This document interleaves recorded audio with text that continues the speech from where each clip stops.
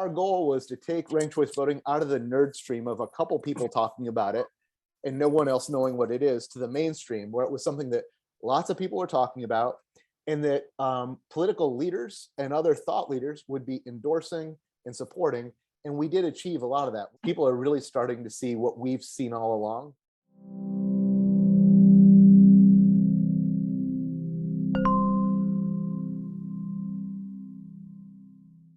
All right, tonight it's my pleasure to introduce Nathan Lockwood. Nathan is the executive director of Rank the Vote. Rank the Vote is a national organization that we have partnered with for the last 2.5 years. And these are unbelievably dedicated group of individuals. And I can't tell you how impressed I am with Nathan and his team in the 2 years that they've been in existence. The great work they've done. They've managed to hire, and I'm not sure how many, 6, 7 people. And they are working with 20 or more states right now, like us, all different phases of their advocacy. Some are further along than us, some are just starting, but these guys are the coach.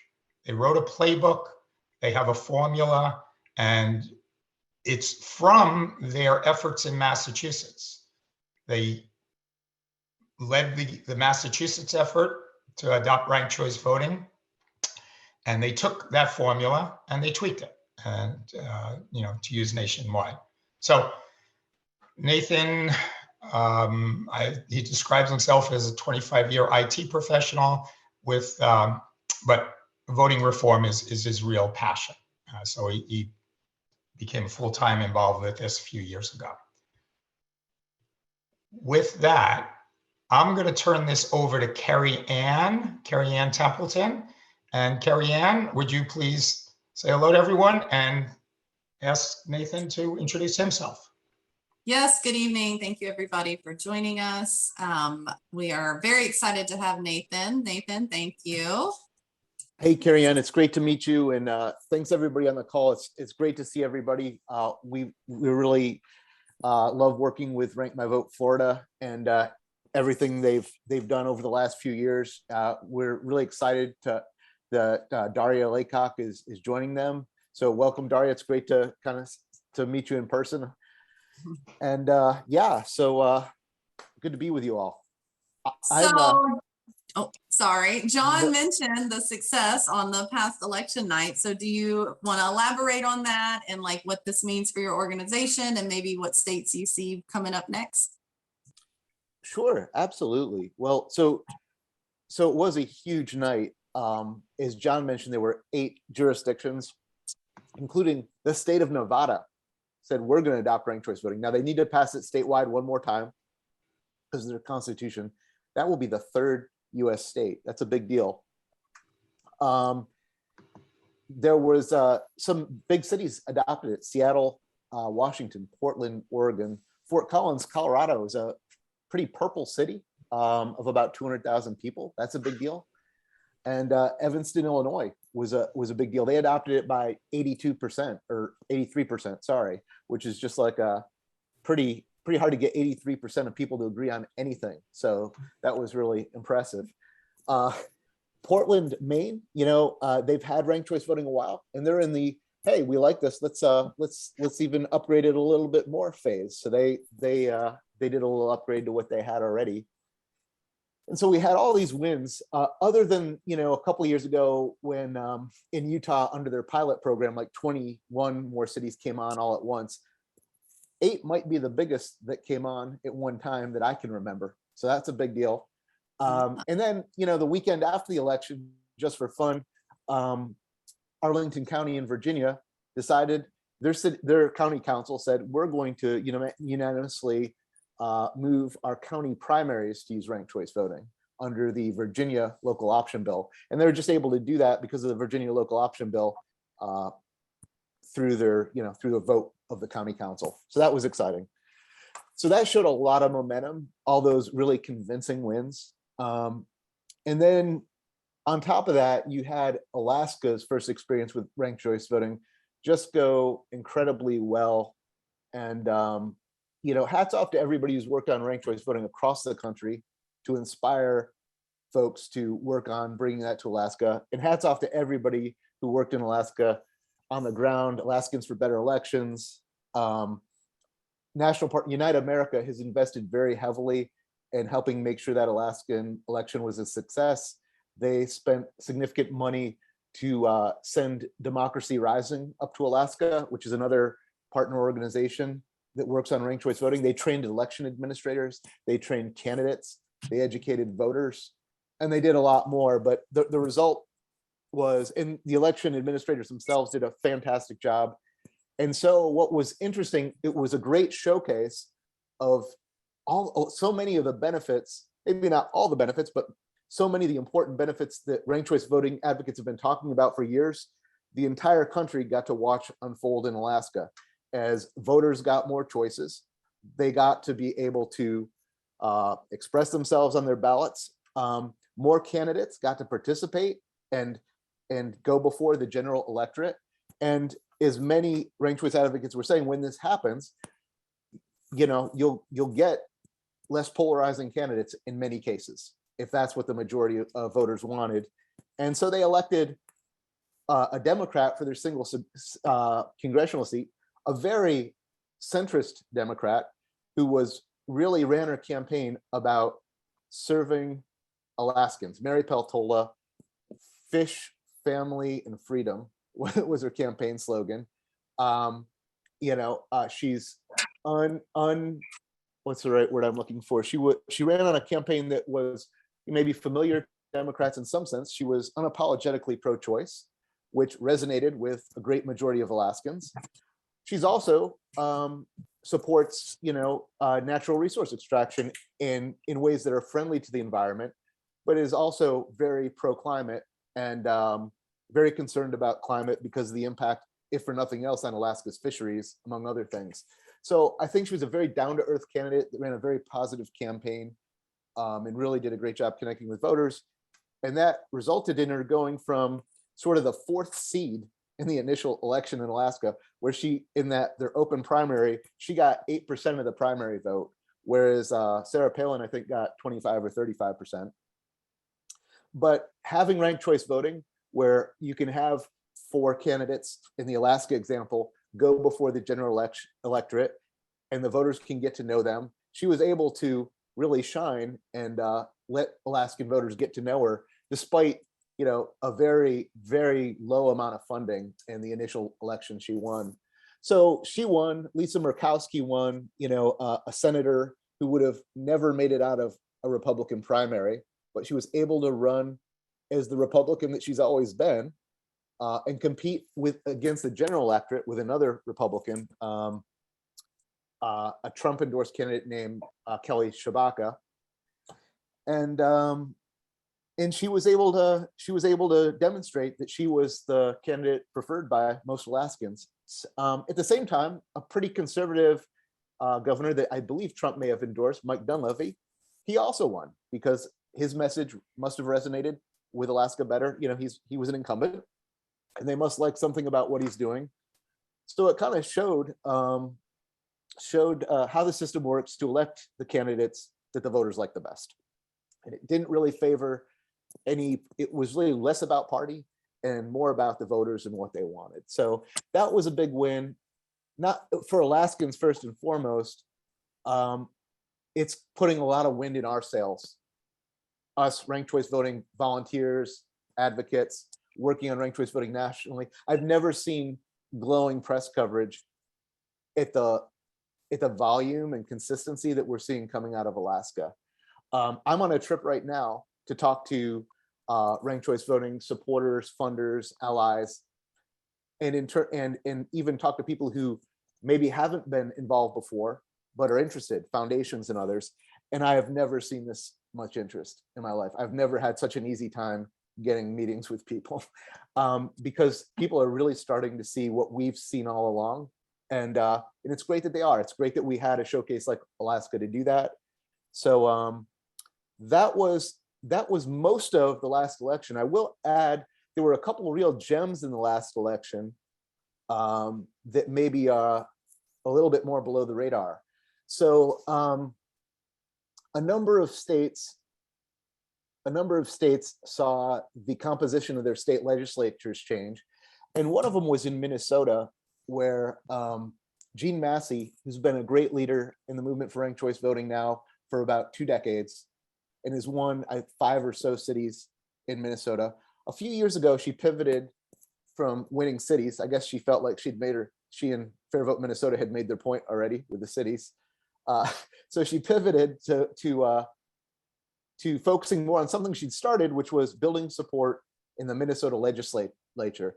And she really has done a great job getting buy-in amongst the Democrats in Minnesota. She tried with the Republicans, given kind of the state of the Republican Party right now. There has been, with their views on elections and whatnot, there's been less buy-in there. So in order to get a path to victory, because Minnesota doesn't have the ballot, they need to win in the legislature. And we got someone from Minnesota, Mark Meyer, right on the call with us now today. That's great.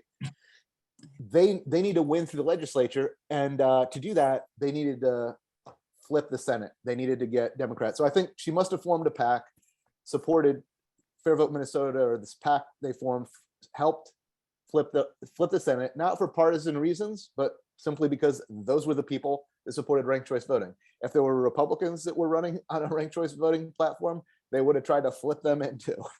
So that was and they succeeded. And so we may, in the next year, see the first full-scale legislative statewide enactment of ranked choice voting in Minnesota, which could be incredible. Nice. Any other states you think that'll be next up in the next election, or are we gonna have to wait and see who gets motivated by the results from this one? So we talked about the 8 jurisdictions, Carrie, that passed, and 2 of those jurisdictions were in one state called Oregon. And one was the city of Portland that passed really what some consider the gold standard of ranked choice voting. I personally consider this the gold standard. They passed a proportional ranked choice voting. And that's great for Portland and great for Oregon. The thing is, they're also working on passing statewide as well. And they're not sure yet. They may have an opportunity also to go through their legislature for a few different reasons. And I was talking to one of their board members this week. So one thing is, the Speaker of the Oregon House used to be a board member for Oregon ranked choice voting. So imagine that. Imagine if someone in Ranked My Vote Florida was the Speaker of the Florida House. What a nice opportunity that would be, right? So they have that opportunity there. So it could go in one of 3 directions. They've done a lot of great work building coalition, getting different organizations on board, getting the labor unions, who are very influential in Oregon politics, excited about ranked choice voting. The Portland victory involved building a big diverse coalition of different groups, community organizations of all types, faith organizations, etc., civil rights, you name it. So they've done a great job coalition building in Oregon, and they're either going to try to go through the legislature. I don't know if folks watched this, but there was also a crazy governor's race in Oregon where there was like a former Democrat who ran for governor as an independent, and the Democrats in Oregon were really freaked out that she was going to split the vote and it was going to elect a Republican. That was all over the national news. The independent was being funded by, like, to the tune of, this wasn't just some random independent. She was a former state senator that was getting like millions of dollars from Nike founder Knight. I forget his first name, but anyways, so they've seen, how the spoiler problem can unfold, which I think is just, everyone thinks is just going to put more wind in the sails of the ranked choice voting to either go legislatively, get the legislature to refer to the ballot, or, if the legislature won't refer to the ballot, they can do a citizens initiative. So Oregon's one. Some people think Maryland there's a shot there for some movement. And in the chat here, we got people talking about my favorite state, Massachusetts, which is my home state. You never know. That, Massachusetts, I don't know about 2024, but 2026 for sure. I know they're doing some great things in Massachusetts, winning cities and towns, putting wins on the board there. we expect the legislature to approve home rule petitions for 2 or 3 cities, which should result in successful referenda, and 3 more ranked choice voting cities and towns on the board for Massachusetts over the next year, and more to come. I know there's a lot of eyes turning to Boston at this point, which would be a super win. So apologize for droning on about that, Carrie. But it's No, super that's exciting. okay. Yeah, I mean, you're working with the most of the country. I know that Georgia has another runoff for their Senate. So hopefully after this, they will finally pick up the ranked choice voting so they can quit wasting money on these runoffs. I know that they let the kids out of school today for the runoff voting. So it's an improvement. Well, that's great. Yeah, and Georgia, just to your north, there's another partner group, Better Ballot Georgia, doing great work. They've actually, this year, they've had some volunteers on their live outreach team that have really immersed themselves early on in wrapping their heads around how to do clipboarding for ranked choice voting. And they just surged this year. They went from about 1,000 signups going into the year, 800 signups. They became our first, kind of homegrown group in the last couple years to pass 5,000 signups, and they're showing no signs of stopping. They were out canvassing the runoffs today. So So why don't you tell us a little bit about how you guys came up with the playbook for success that's working in all these states? Absolutely, yeah. So the playbook. So Massachusetts, if we rewind to 2016 and think about that, brace yourselves. Think about the 2016 presidential election and whatnot, and it doesn't get much more miserable than that. There was, if you were a Democrat, there was all this rancor in the primaries and finger pointing there. And then you went into that general election and, the Russians or whatever. And it was, kind of a anger festival, a lot of bad blood both ways. A lot of 2 candidates that kind of struggled at times to connect broadly with the American people.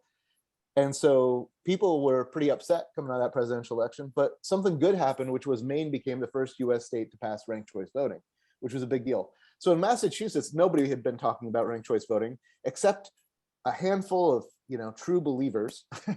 And they said, hey, Maine just did this. This is our time. And these folks had been working on ranked choice voting in relative isolation for 10 years. And yeah. And so they got together and said, let's pull people together and try to launch an organization that will grow support in Massachusetts. And so they did that. They got like 50 people at their first meeting about this size. And they said, all right, cool. We're going to use grassroots organizing techniques to grow support. Who wants to sign up to be a volunteer lead for this? Who wants to be a volunteer lead for that? They put together an organization and off they went. I joined them in like April of 2017. So we went from 5 people in a list of about 200 in November 2016. Fast forward 3 years, they picked up people like me and Monica and other folks and people like you. And after 3 years, we grew the supporters from 5 to 7, or volunteers from 5 to 7,000, and our supporter list from that 200 to 50,000. And when I first joined, we were like maybe 5 or 6,000, and we were talking about, we looked at the numbers for Maine and how they grew, and we're like, this is how we're going to have to. Our leaders were like, this is how we're going to have to grow to get the support, to convince people there's enough energy here to get this on the ballot and win. And I thought, oh boy, I don't know how we're ever going to get there, but it's worth a try. Why not? So we did it, and we kept growing and growing more and more and more. And I was a volunteer leader in the Central Region, and I knew we were succeeding after a couple of years when I would go to these statewide meetings, and I didn't know everybody anymore. There were so many people, and many of them I didn't recognize. And so I like, okay, we might actually pull this off. So we were able to launch our ballot measure. Although our ballot measure didn't succeed, there were a lot of successes along the way that are still enduring and important. Our goal was to take ranked choice voting out of the nerd stream of a couple people talking about it and no one else knowing what it is, to the mainstream, where it was something that lots of people were talking about, and that political leaders and other thought leaders would be endorsing and supporting. And we did achieve a lot of that. We went from 0 Congress people in Massachusetts supporting ranked choice voting to 6 out of 9, 7 out of 10 if you count Joe Kennedy. We went from 0 senators to both Markey and Warren endorsing. I mean, we engaged with them for a couple of years to help make that happen, but also built that big movement. You know, John Kerry, former Secretary of State, supported. Larry Summers, former Secretary of Treasury. Samantha Power, former ambassador to the UN. These people all came out and endorsed ranked choice voting, and it really made it like a legitimate mainstream thing. And I think has helped inspire, you know, others to move forward with ranked choice voting, like we've seen happen. So anyways, we said it ranked the vote, some of the leaders from Massachusetts, we said, we got to take this playbook, which involved growing people, money, and endorsement. So we want supporters and volunteers, and we want to build a relationship with them, meaning we want them on our list. So we don't just have a one-off conversation with them. We want their contact information so we can invite them to our meetings, so they can be reading our newsletter, updating them about what's going on. So they can give us money if they want to, particularly if they see what's going on. So they can volunteer, so they can, you know, when we go to talk to their representative where they live, their state rep, their state senator, they can come with us. Or if they can't make it, we can still tell their state senator, hey, the 5 of us are happy to be here with you today, 4 of us from your district. We're representing not just ourselves, but 700 people in your district that are really excited about ranked choice voting. And that's how we were able to get 93 out of our 200 state legislators on board by the end of 2019. So yeah, Wow.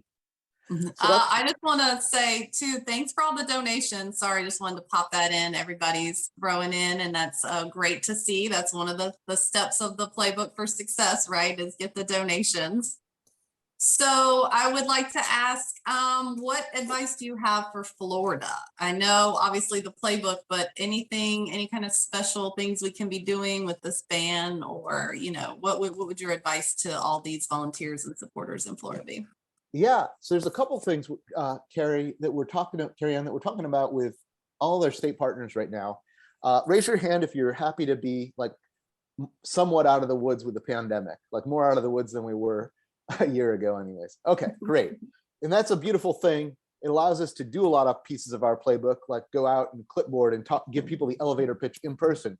It allows us to go give presentations about ranked choice voting to organizations like faith organizations and political organizations, community organizations, et cetera, in person. But another thing it allows us to do is to meet in person. It allows us to, so we're talking to our state groups now that as they grow, to start thinking about where they want to launch local and regional chapters. Because Zoom was great during the pandemic, but we want people to be working on ranked choice voting near where they live, where they can have the biggest impact. And we don't want them to do it as lone wolves. We want them to come together as a community and work together. I mean, it's okay if they want to work on it alone, we'll take it.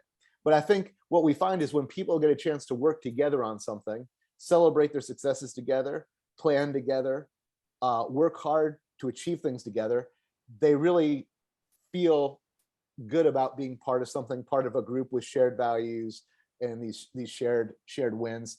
And we're also encouraging them to celebrate together. After they do that work, go get yourself some pizza or your favorite drink together, or ice cream or whatever, and be loud and proud about all that you're accomplishing and all the awareness you're growing for ranked choice voting. So that's one of the big things that's on our mind right now, Carrie.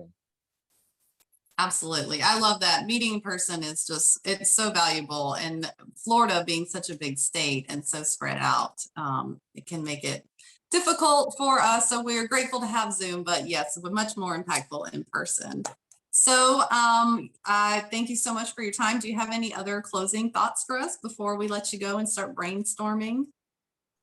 No, I think it looks like you've already raised $1,000. You know, let's hear it for everybody who's chipped in there so far. You know, I guess I'll say one thing, and maybe John, just stop me if I don't want to steal your thunder on this. If you haven't donated yet, let's get to that 2,000. You know, $50, bite the bullet, and if you can do it, and you'll feel good about it. But Florida. So let's talk. So I love what John said about not getting discouraged about the ban. The ban's a big nothing burger, like John was saying. Like, you guys got to win, bigger things anyways, and it'll happen. The playbook that we've been talking about with Carrie Ann here, growing those people, money, and endorsements is going to give you the leverage to have more productive conversations with your legislature. It's going to give you the muscle you need to get people to listen to you, basically. They care about, legislators are forced to care about what their constituents care about, and you're going to be able to get a lot done with that. The other thing is, as you're working on Florida, keep in mind, right now, you may feel like many in your legislature are not too keen on ranked choice voting, but I guess think back 6 years, think ahead 6 years or 4 years or even 2 years. Think about how much the political climate can change and how quickly it can change. So, you might, by building your people, money, and endorsements, you're preparing for when the time is right, you will have built the strength to do that. And the people that are maybe out of power right now, which in Florida would be the Democrats, now is the best time to get them on board with ranked choice voting. Get the base of the Democrats really passionate on ranked choice voting. Get the leaders of the Democrats endorsing ranked choice voting. Do it with whatever Republicans you can too. But you don't have to publish these endorsements, by the way. But now's the time, while they're out of power, to lock in their support, because you can win over people's support when they're in power, but it's easier when they're a little down on their luck. So it's a great opportunity for you in that way. The other thing is, we're trying to win in Florida, but we're also trying to win nationally. Fair Vote is leading the movement in trying to put together a majority for the Fair Representation Act, which would win ranked choice voting for all congressional and Senate elections. And I don't know, for example, I come from the liberal state of Massachusetts. We have 9 congressional representatives. They're all Democrats who, conventional wisdom right now, they're a little bit more favorable towards, supporting ranked choice voting. Just going by this kind of gross metric, Florida, I think, has more than 9 Democratic congressional representatives. You have 28 overall, and somewhere between at least 9, maybe as many as 11 of them are Democrats right now. So having a ranked choice voting movement in Florida is critical to winning ranked choice voting, whether we win it in Florida, which would be awesome first, or the path to win it nationally. So I think that's pretty much all I have to add. In just that, and then of course the one last fundraising push. If you haven't chipped in yet, go get the piggy bank or whatever and chip in $10 or something. But thanks so much for turning out tonight, and thanks for showing up, and thanks for showing up to volunteer and support the whole Rank My Vote Florida effort here. Absolutely, Nathan. I think I jumped the gun a little bit. We didn't take any questions from the chat. I missed that part, but I did want to ask, somebody wanted to know high proportional RCV. You mentioned that. Could you elaborate on that? Yeah, so proportional RCV is something that's it's kind of like the deluxe model of RCV. So you've learned about ranked choice voting like Maine uses, or maybe Alaska uses. Proportional RCV is the same thing. Why is anyone talking about proportional RCV? Well, the reason there are a lot of people, it's their favorite form, is because proportional RCV allows us to move beyond winner take all. And what does that mean? Right now, whether you use an RCV or something else, if you have a district where we're electing a representative, and there's people running for that, and there's only one representative, people are going to vote for the candidates, and apart from the candidates, some of the voters are going to win and get their choice, and some of the voters are going to lose. And there's going to be, even with ranked choice voting, there could be quite a few losers. Could be as much as 49.9% of losers, right? Because in a closely contested race, who feel like the other side won and they don't feel that well represented. They might say, yeah, the election was fair, but the result is I don't have someone I really trust representing me. Proportional ranked choice voting allows us to get past winner take all. What you do is it's very simple. You just take a few of these single member districts, let's say 5 of them, and you combine them into one big district. And instead of voting for one person, you vote for you're still ranking your choices. The ballot's the same as the ranked choice voting ballot was in the other district, but we're going to elect 5 people. Okay. And what this does is the other thing we do is we lower the threshold for those candidates to win seats. Instead of a majority now, they only need, let's say, 17%, but that actually turns out to be more votes. So what that does, the simple thing that does is it means when the candidate threshold is 17%, I won't get into all the math of it, but it means that in that district, 83% of the voters are going to reliably see one of their favorite candidates elected. So 4 out of 5 people are going to be like, I'm represented. I like my representative. They're going to get more choices. There's going to be no vote splitting and spoilers, and almost everybody's going to be represented. So right now, half the people feel not represented sometimes, and the choices are like A or B. Under the new regime, you'll have, maybe 10 or 15 choices, and one of your favorite two candidates are going to get elected, maybe 2 or 3. So that also has the benefit of making gerrymandering go away. Raise your hand if you don't like gerrymandering. Yeah. I guess we got a few gerrymandering fans there. I still don't see all the hands up. Okay, that's okay. We can still align on ranked choice voting. I'm just kidding, but it solves the problem of gerrymandering, makes every voter feel represented. The last thing I'll say is it also provides what we call these cross-cutting connections between different people with different political views. So again, if you're in this district with 3 or 5 representatives, and there's 2 Democrats and a Republican, or 3 Democrats and 2 Republicans, the Democrats and the Republicans may disagree about a lot, or maybe there's a forward party candidate, Carrie, that wins there. Maybe it's 2-2 and a forward person. Okay, they may disagree about some things, but what they agree on is doing the best for their district, so they can kind of bond on that. And you folks already know about the benefits of ranking and how that brings candidates together when they're running. Having them, different candidates of different parties in the same district, brings them together around their district's common interest. And then on top of that, you may see situations like what happened in Alaska in the last election, where they actually formed a coalition caucus instead of like in Florida, where you had the election, a majority of Republicans won, they got together, elected a Republican speaker, and they're going to do a lot of Republican stuff. And in Massachusetts, the Democrats get together, they elect a Democratic speaker, they all do all Democrat stuff.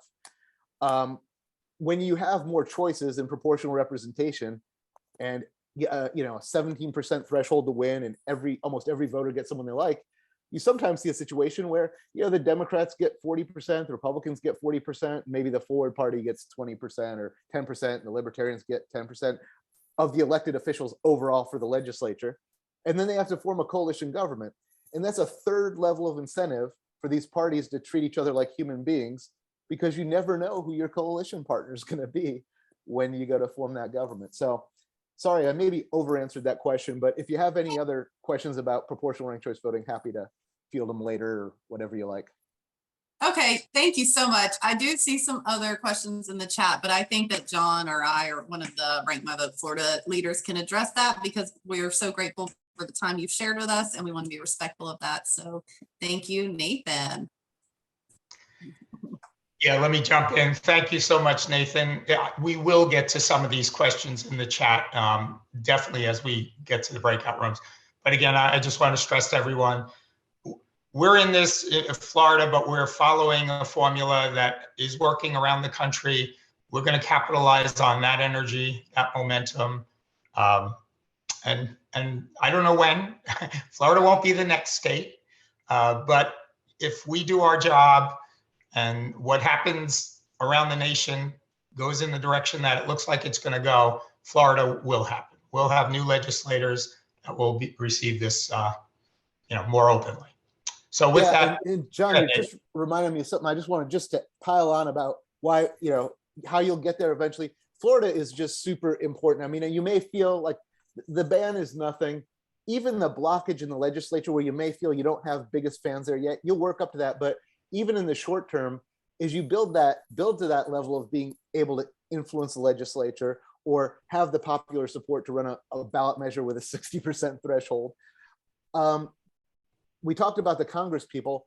There are a lot of very influential people who move and retire in Florida, and some of them may even be on this call. So in terms of getting endorsements with national significance, in terms of getting people with connections to other states, because I've heard that occasionally people from other states move to Florida, influential people from other states, or in terms of helping raise money, both to fund the Florida movement, but also to fund the national movement.